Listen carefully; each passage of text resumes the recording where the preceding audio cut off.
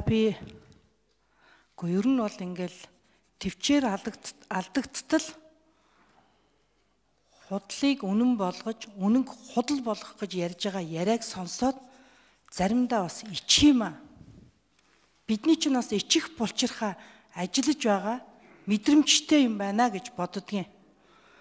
Өнөөдөр ер нь бол энэ хит улс төржилтөөс болоод эдийн засаг яаж унж доройтсон, яаж сэргэж байгааг сонсоод өнөөдөр бол би улсын хурлд сонгогдсон 76 гишүүн маань 76-уулаа баярлах байхаа гэж бодож байсан. Энэ одоо хуулийн өөрчлөлтийг орж ирэхэд харамсалтай нь бас тэгж чадахгүй байна.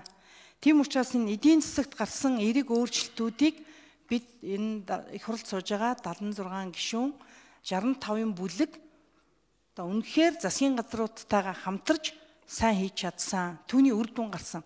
Би бол өнөөдөр чойжсрын сайд энд одоо алга байна. Энэ үнд бол талархах ёстой. Энэ унж доройтсон, дампуурсан улс орныг эдийн засгийг өөдөн татаж, энэ олон улсын валютын сантаа гэрээ хэлцээр хийх гэж ер нь чөмгөө дундарт бас ажиллаж чадсан энэ залуу. Тэгээ өнөөдөр энэ одоо бас үр дүнг гаргах энэ боломжийг хийлээ. Дараагийн засгийн газар төрийн ажлын залгамж хянжнараа сайн авч яваад ер нь бол энэ ардын нам 1.5 жилийн хугацаанд бас үр дүнтэй ажиллаж чадсны одоо хүчинд эдийн засаг сэргэж иргэдийн амжиргаанд бас нааштай эерэг өөрчлөлтүүд гарч байна. Олон түмэн бол ингэж хүлээж авж байна. Тийм учраас бүх юмыг харлуулж, бүх юмыг муухай болгож, бүх юмыг энд байгаа нэг 76 хүн муухай гэж одоо нэг модны мөчөрд 76 мөчөр байгаа гэж бодвол нэг хоёр нь ийм сайхан мөчөр ургаад байдаг, нэг хэсэг нь нэг юм муу мөчөр ургаад тасарч унах гэж байгаа юм шиг юм ярьдаг. Энэ нэг арчаагүй, яцуу, энэ нэг попордог улс төрөө бол зогсоогоосоо гэж бодож байгаа. Ер нь бол би энэ улсын хурлын тийм учраас энэ Монгол улсын үндсэн хуулийг нэг яаралтай өөрчлөөсөө гэж бодож байгаа. Парламентын засаглалтаа улс орон парламентынхаа засаглалын үүргийг гүйцэтгэхээс гүйцэтгэх засаглалтанд гүйцэтгэх засаглалын ажлыг бүрэн хэмжээнд хийх эрх мэдлийг өгөөсэй гэж бодож байгаа. Хольж хутгаад парламентэд орж ирсэн одоо суусныгаа хаданд гараад модонд авирцсан юм шиг аль нэгэн одоо ерөнхий сайд болоод суудсан юм шиг авиралдаг дүр төрхтэй гишүүд ч олон болсон.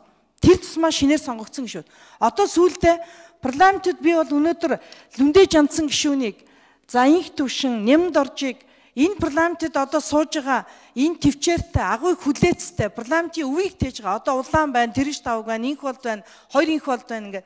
Энэ олон хүмүүс чинь энэ олон жил парламентэд суухдаа энэ Монгол улсын төрийг, энэ парламентын өвийг залгамжлах түүх нь олоод авч явж байгаад баярлж байгаа. Монголын ард түмэн ухаантай учраас ийм сонголтыг хийсэн. Харамсалтай нь бидний өнөөгийн одоогийн байгаа үндсэн хуулийн зарим нэг бас алдаа оноо засах тийм шаардлага байгаа.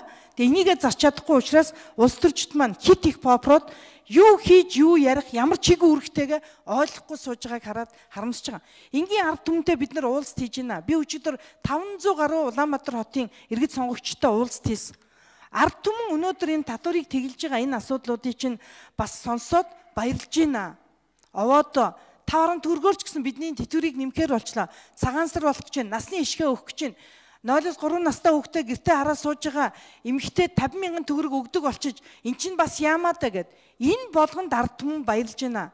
Үгийг бол ганцаасаа, уулыг бол сохроосоо гэдэг шиг төрд залбираад энийг авж яана гэд баярлаа сууж байна.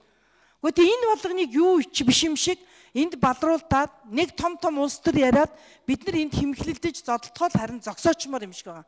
Энэ нь